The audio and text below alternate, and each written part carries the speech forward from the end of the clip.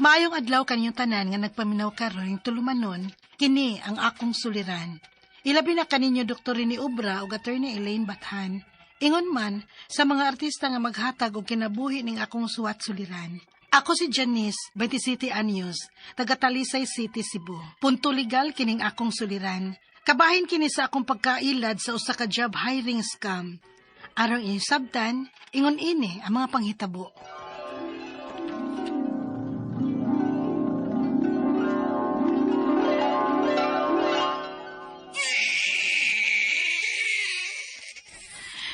Kilom na. Ayaw na taon paghilak kay mautong sa dunya ka. Shhh, nak. Sige, gutom na, nak. Nahutdan naman gud sa siya gatas pa.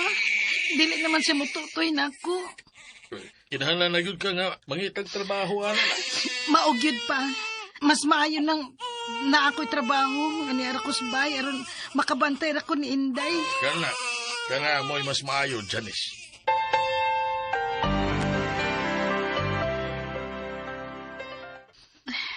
Natug na gid in town ang bata.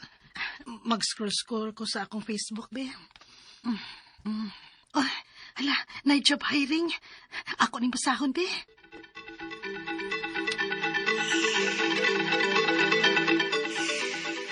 Unsa? 15,000 ang simana? Opa, data entry nga trabaho. Unya, work from home ra. Dako na nga sweldo pa, uy. Uy, makasuga ako na gina para sa mga gastuhan mo na. Maulagi pa. Pero siguro ang ginaanak, ha? Tinuod ba na? Verified ang ilang page pa. Unya, nindot og mga reviews. Gi-check man gid nako og siguro. Mayo kung mao ka na. Sige, suwayin na. Girl, kibaw biya ka ha? Nadaghan na ba kayong job hiring scam karon? Girl, kung scam pa ni, dili unta sila maayo og mga reviews. Noon sad, pero mas maayo manggod nang mag-amping ka mga marubay kay na sila day. Salamat sa concern, girl, ha? Pero ako yun ning suwayan.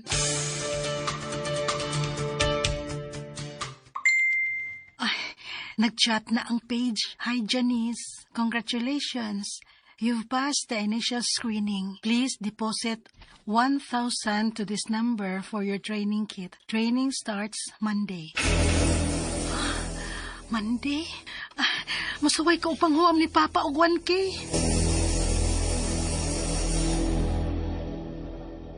Ha? Ngano magbayad man?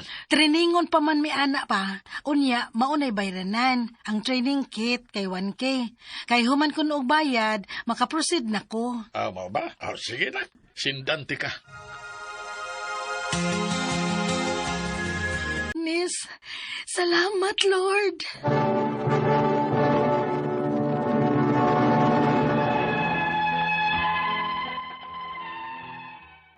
Okay pa ka ito pagsugod. Gituman ako unsay mga mando nila. Ang mga steps, aron lang makatrabaho gyud ko. Nibayad po ko sa training kit aron makasugod ko dayon og training kay atat na gyud kay ko nga makatrabaho. Unya. Kumusta man na? Nagpaabot lang ko sa ilang tawag pa.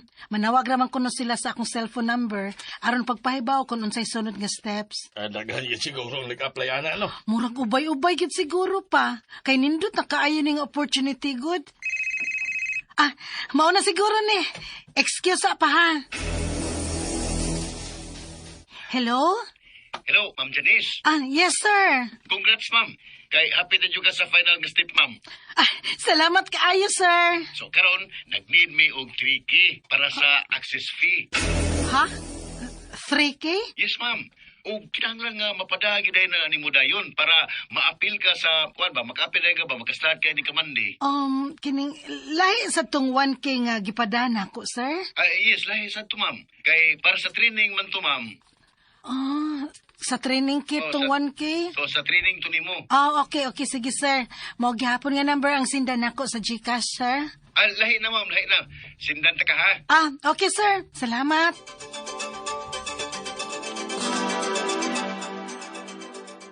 Huy, pasig scam na girl, uy. Ha? Nga na kaingon mong ka-anak, girl? Dako na kay na 3K, uy. Nga nugutang magbayad man ka, ana. Gipasabot naman po ko niya, girl. Sige na, bi. Pawamas ako, bi. Sige, good. Bahala ka, uy. Basta, sure naman ka nga, magpadaka. Oh, girl.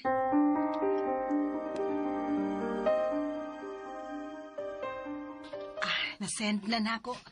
Tingalig manawag ra to, mapaabot lang ko.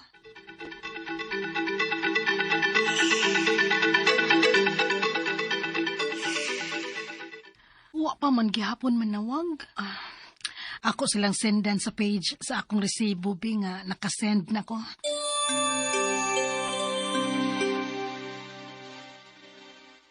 La, time pa. Ngano dili naman ko maka-message? Nganong unavailable naman ni? Giblock ko nila. Dili ni pwede, oy. Dili gyud. Ang ilang page ka. Tanaw na ko, be.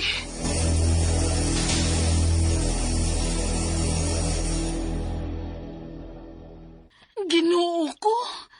Wa na sad ang ilang page. Naskam ko.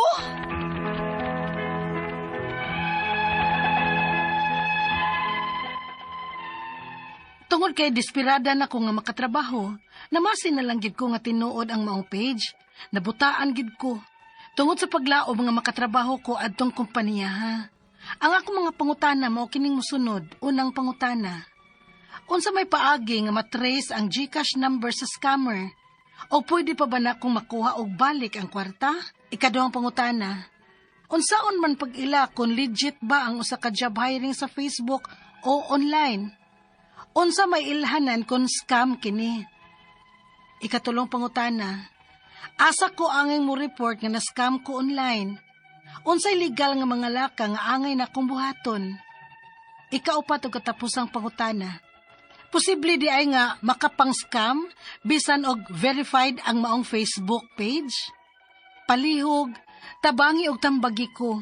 Kini ang akong suliran, Janice. Mayong adlaw mga suking tigpaminaw kini si Attorney Elaine Bathanog. Ako today, it's me. Ako'y mohatag ninyong tambag, tubag, solusyon, kalinawan sa inyong mga pangutana, mga problema na may punto, legal, personal, no? Mga problema nato kabahin sa ato ang mga kapika, sa ato ang mga kahimtang, karelasyon, ang mga nakapasakit nato, hiubos na to, hala ipadana be, kay para storya ta, maghisgota ato ning pagastoryahan ng mga pangutana o mga problema ninyo. No? And a big thank you and a big shout out sa mga nag-like ug nag-follow nato sa ato ang Facebook account nga kini ang akong suliran official writers page nato nga magpadamo sa inyong suwat list ug sa DYHPRMN Cebu. Sa mga nag-like ug nag-follow nako sa Elaine Tantenco Bathan, thank you kaayo. And hello to Landry Montero Baliado. Attorney Elaine, greet na ko Halagat family ug iyang mama si Laureta Montero Halagat, iyahang cousin sa iyahang mama nga si Romulo Montero, Daimi Montero, Elsie Montero, Apdian from Landre Montero Halagat, no?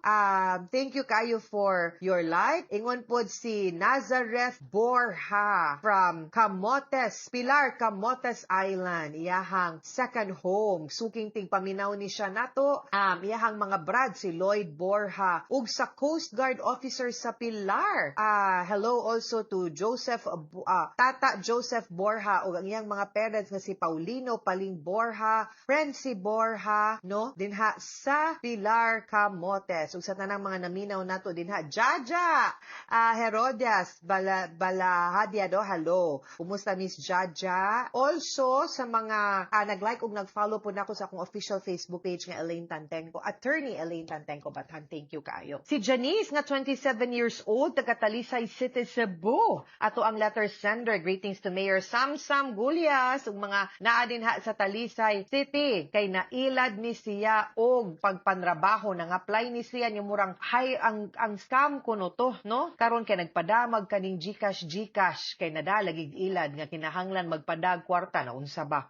Mga apply gani tawa man bayad. Unsa kunoy paagi nga matrace ang GCash number sa scammer ug pwede pa ba niyang makuha og balik ang kwarta? Okay. Now, I'm not too familiar but ako ang based on experience, maglisod ta mo bitaw nang mangutana pod ang kanang GCash nato kung pwede gusto ba ta nga mo bayad tag a certain amount, no, to ensure kanang mag-insurance ba in case nga scam ni. Unya pangutan-on baya gyud ta kung sure na bata aning numero ha ug klaro ba, no? So after ana mura murang I think lisod i-trace but we can ask dito sa NTC, no, National Telecommunications nga office, no, kung pwede ba na nato ipa-trace ang kanang number kay naa naman tay registration. Unya, pwede na nato siguro mapaprove kung gigamit na niya iyahang maong number ug ang teknolohiya, no, sa internet ug sa telepono pinaagi siyang number nga nangilad siya nimo. Then pwede nato ma-file ang complaint dito, no? Now, ikaduhang pangutana, unsaon pag ila kung legit ba ang usa ka job hiring sa Facebook or online? Unsay ilhan kung scam siya? Okay. Now, una sa tanan, ang kaning mga job hiring dili gyud kaayo na siya mo adto on Facebook. Naa gyud ni mga legitimate nga mga company or agency nga gina-hire ang mga kumpanya or ang kumpanya itself ang direkta nga mo post og hiring. No, ang importante is careful gyud kaayo ta labi nag mag-apply ta online. Careful kaayo ta sa data nga atong gihatag. Susihan ninyo maayo sa Facebook account. Makita man na nimo ba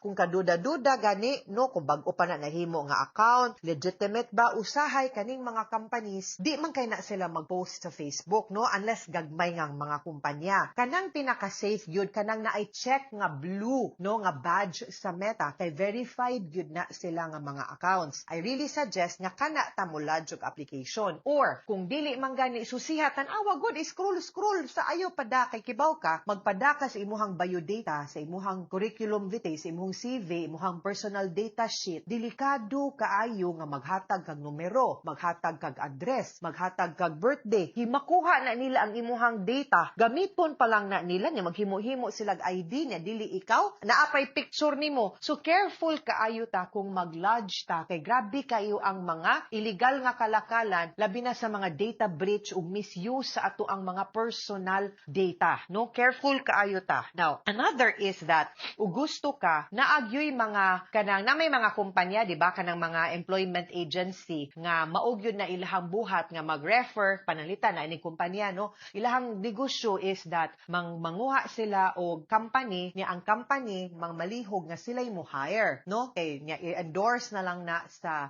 agency ngadto sa company ang ila nang nahimay napilian na, no, para dili na magproblema ang kumpanya kung sa kahasol, no, sa pag-hire kay magdawat ta kanang talas pud oras, no, sa ilang HR mo na usually, but pwede maguna nimo ma-verify sa Department of Labor and Employment kaning mga accredited nga agencies, no? So i-check na tanan, ha? Now, careful gyud muna kung questionable gani or gamay ra kaayog mga follower or bag-o pa na create, no? Delikado gyud na, most likely basin scam na siya or naapo na sa mga DTI adto na or mga apply mo kana mga legitimate nga job fair o dinha mo mag-apply or direkta gid sa kumpanya. Ayaw mo shortcut or Facebook. Ikatulong pangutana, asa ko angay mo report nga na-scam ko online? Unsay legal nga mga laka nga angay na kong buhaton? Well, I think sa NTC, pwede po sa NBI or sa cybercrime laboratory sa police or pwede po na nimo i-report sad sa GCash siguro, no? To say nga scammer ni siya kay naa naman kay legitimate nga nakuha nga number. So, kihanan na ba ito i-register ato ang SIM, di ba guys? Posible ba kuno katapusang pangutana? Posible di ay nga ang pang-scam bisan og verified ang maong Facebook page. Posible kay meaning isog kayo silag scammer but si Meta is very strict ba ya sa pag-verify sa person. So, most likely pwede na nimo ma-report sa Meta kay naa na sa verified ID. Unya ang ID ra ba imong i-present? Di ba ya basta-basta pud nga identification, ha? Ang ilahang isend para ma-verify sila by Meta. So I am not too sure nga unsay pamaaging nga nakalusot gihapon sila but di gyud na, no, ilang identity is verified so easily basin matrace ra gyud pud nimo, no, kaning tawhana based sa iyahang number kay legitimate man ang number sa GCash. Unya gi-register man nato ang SIM nato, no? And then second, ang kana pong sa Meta legit man po na gyud nga pangalan og identity. So pwede ra gyud siguro na nimo ma-trace, ha? But next time guys, please let's be careful labi na sa pag-send sa ato ang mga datos ug mga data, ha? Mga suking tigpaminaw, hinaut unta nga namoy nakutlo na pagtulunan karong adlaw. Kini si Attorney Elaine Bathan, daghan kay salamat sa inyong pagpaminaw sa atong tulumanon hangtod sa sunod nga sugilanon din higapon sa to ang programa. Kini ang akong suliran gikan sa RMN Production Center, Radyo Mo Nationwide. Tatak RMN, daghang salamat. salamat o maayong adlaw.